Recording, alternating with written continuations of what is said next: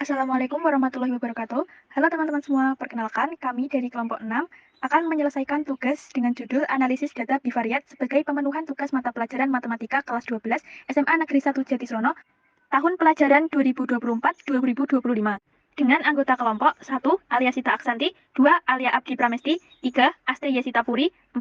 Habib Isnai Novianto, 5. Imam Setio Nugroho, 6. Naswa Aretapura. Dan juga terdapat pembagian tugas 1. Alia mencari data, mengisi ketentuan dan mengisi suara, 2. Alia mencari data, membuat diagram scatter dan mengedit PPT, 3. Astri mencari data, mengisi suara dan mengisi ketentuan, 4.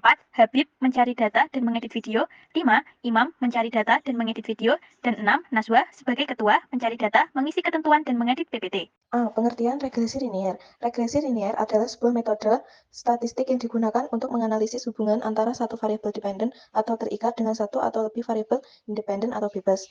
Di antara semua garis yang mungkin dibentuk, hanya ada satu yang paling tepat yang disebut sebagai garis Base-Width. Persamaan garis Base-Width dapat diprediksi menggunakan metode kuadrat terkecil dengan langkah-langkah berikut. 1. Menentukan persamaan perkiraan garis regresi. Secara umum, persamaan garis berbentuk Y topi sama dengan MX plus C. Jika suatu garis melalui dua titik data yaitu X1, Y1, dan X2, Y2, maka persamaan garisnya diperoleh dengan rumus X kurangi X2 per X1 kurangi X2 sama dengan Y kurangi Y2 per Y1 kurangi Y2.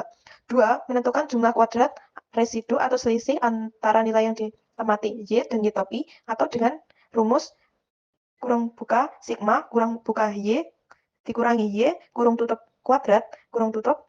3. Menentukan nilai kurung buka sigma kurung buka Y dikurangi Y topi kurung tutup kuadrat kurung tutup terkecil dari masing-masing perkiraan garis regresi dan yang memiliki kurung buka sigma kurung buka Y kurangi Y topi kurung tutup kuadrat kurung tutup terkecil, maka itu garis Base-Width-nya. Secara umum, model regresi linear dinyatakan dengan rumus berikut. Y topi sama dengan A plus BX, A sama dengan Y kurangi BX, B sama dengan N kali kurung buka sigma XY kurung tutup dikurangi kurung buka sigma X kurung tutup kurang buka sigma Y kurung tutup per N kali kurung buka sigma X kuadrat kurung tutup dikurangi kurung buka sigma X kurung tutup kuadrat. A. Interpolasi. Interpolasi adalah penggunaan garis regresi untuk memprediksi nilai variabel dependen yang data variabel independennya dalam jangkauan data. B. Ekstrapolasi. Ekstrapolasi adalah penggunaan garis regresi untuk memprediksi nilai variabel dependen yang data variabel independennya di luar jangkauan data. B. Metode analisis korelasi. 1. Korelasi Pearson atau product moment correlation. Korelasi Pearson merupakan salah satu ukuran korelasi yang digunakan untuk mengukur kekuatan dan arah hubungan linear dari dua variabel.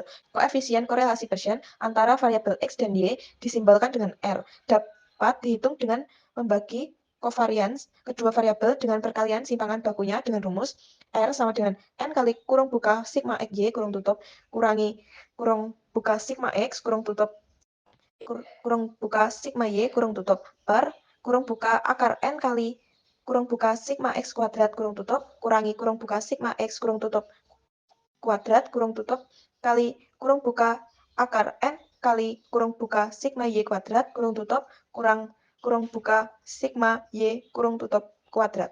2. Korelasi Spearman atau Spearman correlation.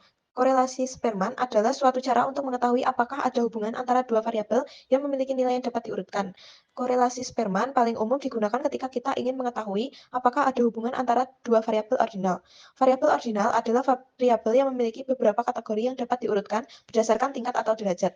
Koefisien korelasi Spearman antara variabel X dan Y disimbolkan dengan RS. Dapat dihitung dengan mengurutkan nilai-nilai dari kedua variabel dan kemudian menghitung korelasi antara urutan tersebut dengan rumus sebagai berikut. RS sama dengan 1 kurangi 6 kali kurung buka sigma D kuadrat kurung tutup per N kurung buka N kuadrat kurangi 1 kurung tutup. Baik, untuk selanjutnya terdapat soal yang menyajikan data. Berikut tabel di samping adalah tabel menyajikan tinggi badan dan ukuran sepatu siswa kelas 12-3. Jadi di sini terdapat tinggi badan dan juga ukuran sepatu. Nah, kita harus menentukan A. Diagram pencar, B. Arah dan jenis tren dataan garis, C. Persamaan garis regresi dan gambarkan garis Base-Width-nya, D. Interpretasi masing-masing dari nilai konstanta dan koefisien data, E. Prediksi ukuran sepatu siswa dengan tinggi A. 157,5 cm dan B. 174 cm, F. Nilai koefisien korelasi dengan metode Spearman. Langsung saja kita jawab dari yang A, yaitu kita menentukan diagram pencar. Jadi untuk menentukan diagram pencar, langkah pertama adalah kita harus menentukan dulu variabel X dan variabel Y-nya. Di sini sudah terlihat bahwa untuk variabel X terdapat pada tinggi badan dan variabel Y terdapat pada ukuran sepatu.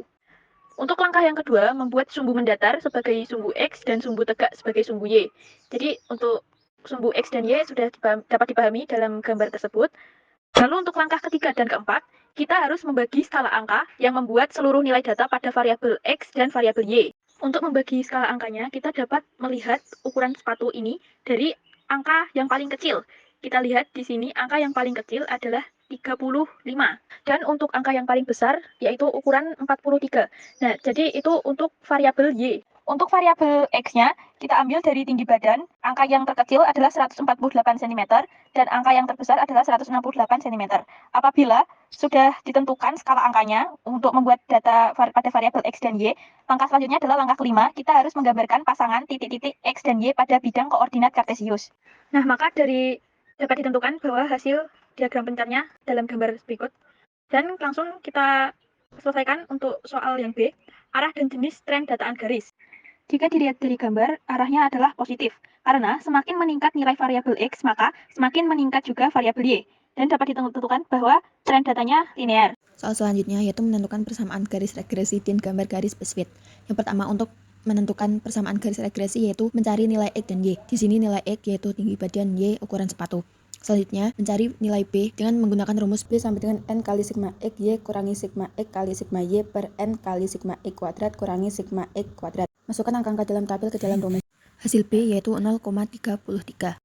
Langkah yang ketiga yaitu menentukan nilai A. Menggunakan rumus A sama dengan Y bar kurangi B X bar. Cara mencari Y bar yaitu sigma Y per N.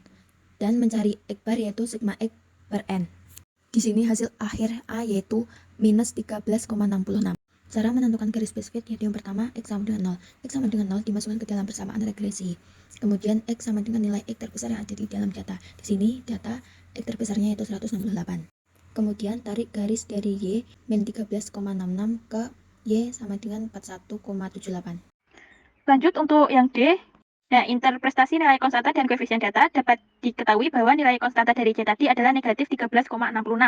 Negatif 13,66 artinya, jika tinggi badan siswa 0 cm, maka ukuran sepatunya adalah 0. Dan dapat diketahui juga bahwa koefisiennya 0,33. Nilai koefisien 0,33 artinya setiap tinggi badan naik 1 cm, maka ukuran sepatu yang digunakan akan naik 0,33 cm. Bagian A adalah prediksi ukuran sepatu. Dapat kita tentukan bahwa rumusnya adalah Y topi sama dengan A ditambah BX. Diketahui tadi bahwa A adalah negatif 13,66 dan B adalah 0,33 dan X 157,5. Itu menghasilkan Y topi 38,32. Jadi, ukuran sepatu pada tinggi anak 157,5 cm adalah 38,32. Nah, karena data variabel independennya termasuk dalam jangkauan data, maka disebut interpolasi. Jadi lanjut untuk yang B. Yang B tadi adalah 174 cm. Kita gunakan rumus yang sama dengan yang A tadi, yaitu Y topi sama dengan A ditambah BX. Yang kita ketahui tadi bahwa A adalah negatif 13,66 dan B 0,33 dan X 174. Yaitu hasilnya 57,42. Jadi langkah akhirnya negatif 13,66 kita tambah 57,42. Yaitu Y topi sama dengan 43,76. Jadi ukuran sepatu pada tinggi anak 174 cm adalah 43,76. Nah, karena data variabel independennya termasuk di luar jangkauan data, maka disebut ekstrapolasi. Soal yang terakhir yaitu menghitung nilai koefisien korelasi dengan metode Spearman. Langkah yang pertama yaitu buatlah tabel yang berisikan nilai tinggi badan ukuran sepatu, peringkat nilai yaitu variabel X adalah U, variabel Y adalah V, D sama dengan U kurangi V, dan D kuadrat.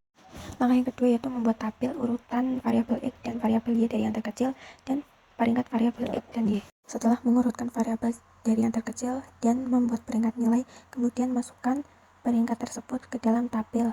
Apabila terdapat nilai yang sama, maka yang dilakukan adalah mentotal peringkat nilai tersebut, lalu dibagi ada berapa peringkat nilai yang ada di dalam tabel. Contohnya pada variabel X, yaitu 164 terdapat di peringkat nilai 10 dan 11.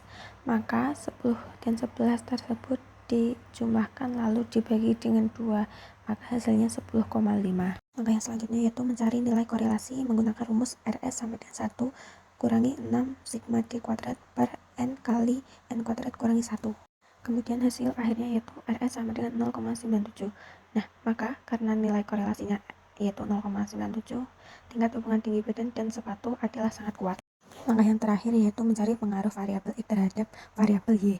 Menggunakan rumus R kuadrat sama dengan RS kuadrat kali 100%. Hasil R kuadrat yaitu 94%. Jadi pengaruh tinggi badan terhadap ukuran sepatu sebesar 94%, sedangkan pengaruh variabel lain sebesar 60%. Sekian dari kelompok kami. Mohon maaf apabila ada kesalahan dan kami ucapkan terima kasih. Wassalamualaikum warahmatullahi wabarakatuh.